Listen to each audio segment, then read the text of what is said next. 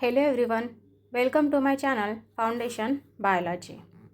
या foundation biology या चॅनलवर आपण यूट्यूब चॅनलवर आपण बायोलॉजीचे लेक्चर बघणार आहेत.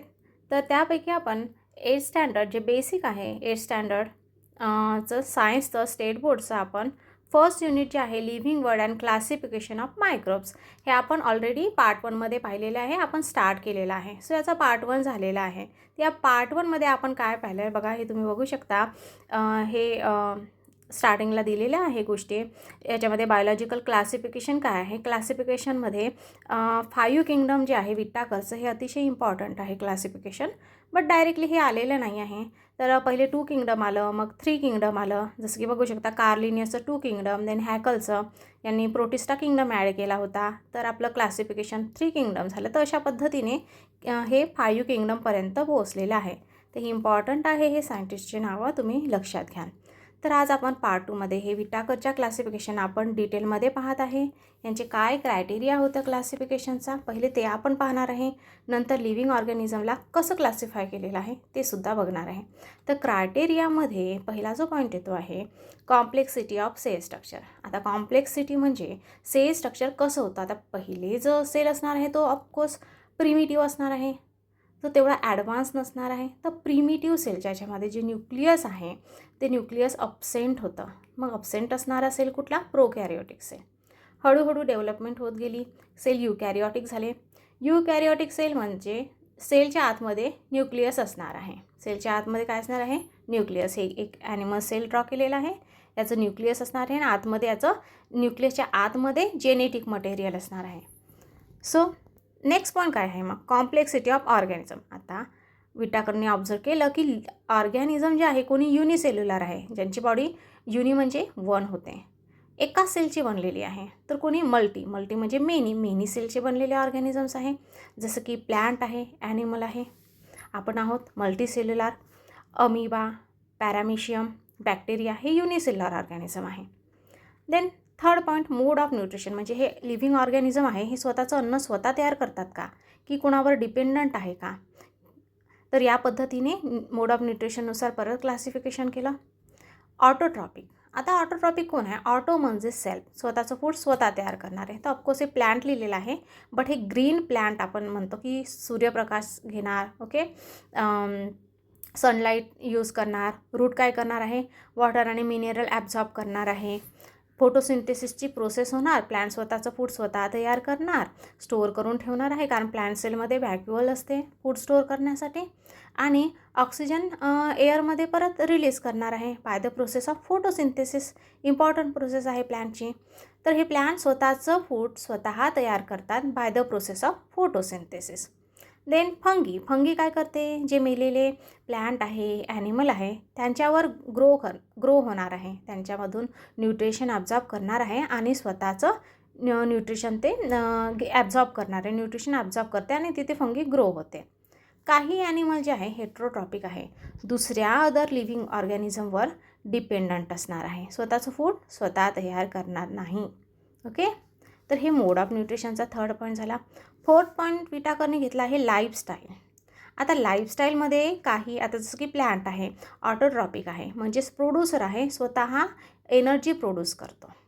ओके, स्वतः प्रोड्यूस करतो, स्वतःचं फूड स्वतः प्रोड्यूस करणार आहे. देन काही ॲनिमल कन्झ्युमर आहे, डिपेंडंट असणार आहे. जर डायरेक्टली प्लॅन्टवर डिपेंड असणारा ॲनिमल जसं की डिअर आहे, हा प्लॅन्टला खातो तर तो हर्बिओरस ॲनिमल होणार आहे. ओके, त्याला खाणारा समजा डिअरला टायगरनी खाल्लं तर टायगर डिअरवर डिपेंड झाला, कन्झ्युमर झालं. बरोबर आहे, म्हणजे कन्झ्युम करणार आहे. देन फंगी, आत्ताच आपण पाहिलं फंगी हे सॅप्रोफिटिक आहे, मेलेल्या प्लॅन्टवर ऑर्गॅनिझमवर हे फीड करणार आहे. तर हे डिकम्पोजर्स या कॅटेगरीमध्ये जाणार आहे. बरोबर. देन फिफ्थ पॉईंट आहे फायलोजेनेटिक रिलेशनशिप. आता फायलोजेनेटिक रिलेशनशिप पाहिली आपण तर ही युकॅरियोटिक सेल डायरेक्टली आलेलं नाही आहे. याच्या पहिले काही प्रिमेटिव्ह सेल आहे, प्रोकॅरियोटिक सेल. हळूहळू डेव्हलपमेंट होत गेली, देन युकॅरियोटिक झाले. ते तसंच मल्टीसेल्युलर होण्याकरिता पहिले सेल इनिशियली युनिसेल्युलर सेल आला, मग त्याच्यामध्ये थोडे चेंजेस होत गेले.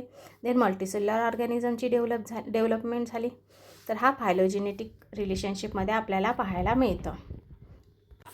सो तुमच्या स्टेट बोर्डमध्ये हा चार्ट दिलेला आहे. लिव्हिंग ऑर्गॅनिझमला कसं क्लासिफाय केलं तुम्ही बघू शकता. लिव्हिंग ऑर्गॅनिझम कोणी प्रोकॅरिओटिक आहे, कोणी युकॅरिओटिक आहे. बट मी आत्ताच म्हटलं कोणी युनिसेल्युलर आहे, कोणी मल्टीसेल्युलर आहे. तर बघा इथे तुम्हाला प्रोकॅरिओटिकमध्ये सुद्धा युनिसेल्युलर दिसणार आहे, जसं की सगळे बॅक्टेरिया. आता आपल्याला हेच पाहायचं आहे की विटाकरचे 5 किंगडम आहे ना, kingdom Monera, protista, fungi, plenty, ॲनिमिलिया. हे 5 किंगडम जे आहे विटाकरनी कशा पद्धतीने लिव्हिंग ऑर्गॅनिझमला 5 किंगडममध्ये क्लासिफाय केलं बरं, हेच आपण या चार्टमध्ये बघत आहे. तर जे सगळे बॅक्टेरिया आहे ते सगळे बॅक्टेरिया किंगडम मोनेरामध्ये गेले. आता किंगडम मोनेरा कोणी शोधून काढला? कोपलॅननी. आपण पहिल्या लेक्चरमध्ये पाहिलं होतं, कोपलॅननी किंगडम मोनेरा फाइंड आउट केला. तर सगळ्या बॅक्टेरियाचा समावेश किंगडम मोनेरामध्ये झाला. आणि बॅक्टेरिया काय आहे? युनिसेल्युलर आहे.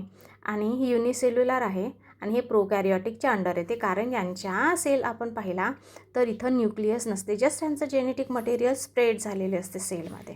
न्यूक्लियस अब्सेंट असते. मग न्यूक्लियस अब्सेंट असणारा किंगडम कोणता विचारलं तर आन्सर आपलं मोनेरा असलं पाहिजे. मोनेरामध्ये कोणाचा समावेश होतं? तर ऑल बॅक्टेरियाचा समावेश होतं. ओके. देन वळूया युकॅरिओटिककडे. युकॅरिओटिक ऑर्गॅनिझम म्हणजे त्यांच्या सेलमध्ये काय असणार आहे? न्यूक्लियस प्रेझेंट असते. इथं काय असते यांच्याकडे? न्यूक्लियस इथं प्रेझेंट आहे आणि इकडे अब्सेंट आहे. इकडे काय आहे? अब्सेंट आहे. मग हे युकॅरिओटिकचा अर्थच होते ना, यू म्हणजे ट्रू न्यूक्लियस यांच्याकडे आहे. Then unicellular. आता काही युकॅरिओटिक असे आहे जे एका सेलचे बनलेले आहे पण यांच्याकडे न्यूक्लियस आहे. मग एका सेलचे बनलेले ऑर्गॅनिझमला आपण युनिसेल्युलर म्हणतो. एक्झाम्पल काय आहे? कोणता किंगडम आहे? तर हे किंगडम प्रोटिस्टा. कोणी दिलेला आहे? हॅकलनी किंगडम प्रोटिस्टा फाइंड आउट केलेला आहे. हे आपण पहिल्या लेक्चरमध्ये पाहिलेलं आहे. प्रोटिस्टामध्ये कोणाचा समावेश होतो किंवा असे विचारले जाते युकॅरिओटिक युनिसेल्युलर कोण आहे? तर अमिबा आणि पॅरामिशियम हे युकॅरिओटिक आहे. ओके. युनिसेल्युलर आहे आणि हे प्रोटिस्टाचे मेंबर आहे. त्याच्यानंतर multicellular kingdom fungi, kingdom plantae, kingdom animalia. सगळ्या फंगीचा समावेश फंगीमध्ये होणार आहे. सगळे प्लॅन्ट्स इथे येणार आहे. बघा प्लॅन्टीमध्ये प्लॅन्ट हा शब्द निघतो. सगळे प्लॅन्ट्स प्लॅन्टीमध्ये जाणार आहे. फक्त कुठले? Green plants. देन इकडे पहा ॲनिमिलिया. ॲनिमिलियामध्ये ॲनिमल. ओके. इथं किंगडम प्लॅन्टीमध्ये सगळ्या प्लॅन्टचा समावेश होणार आहे कारण त्यांच्या सेलमध्ये न्यूक्लियस आहे. ओके.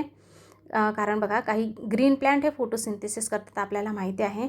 आणि काही प्लॅन्ट्स ज्यांना नायट्रोजनची डिफिशियन्सी असते तर ते इन्सेक्ट वगैरे खातात, जसं की व्हीनस फ्लायट्रॅप, ड्रॉसेरा वगैरे. नंतर आपण डिटेलमध्ये बघणार आहे. तर हे फोटोसिंथेसिस करत नाही. यांच्याकडे नायट्रोजनची कमतरता असते तर ते इन्सेक्ट वगैरे खातात ते प्लॅन्ट. सो अशा पद्धतीने आपण हे किंगडमला क्लासिफाय केलं. लक्षात ठेवायचं आहे किंगडम फंगी कोणी फाइंड आउट केला? हे स्वतः विटाकरनी फाइंड आउट केला. प्रोटिस्टा कोणी? हॅकलनी. मोनेरा कोणी? मोनेरा कोपलॅननी. तर हे सगळं एवढं डिटेलमध्ये बघण्याचं कारण काय आहे? आपण फाउंडेशनसाठी हे सगळं आपण स्टडी करत आहे, त्यामुळे आपल्याला चांगली स्टडी करणं याची गरजेचं आहे. तर चला तर मग हा आपला सेकंड पार्ट झालेला आहे. जर तुम्हाला समजत असेल आणि आणखी काही डिटेलमध्ये जर तुम्हाला बायोलॉजीची स्टडी करायची आहे तर माझ्या चॅनलला नेहमी सबस्क्राईब करून ठेवा आणि याचा थर्ड पार्ट लवकरच मी अपलोड करेन. Thank you so much.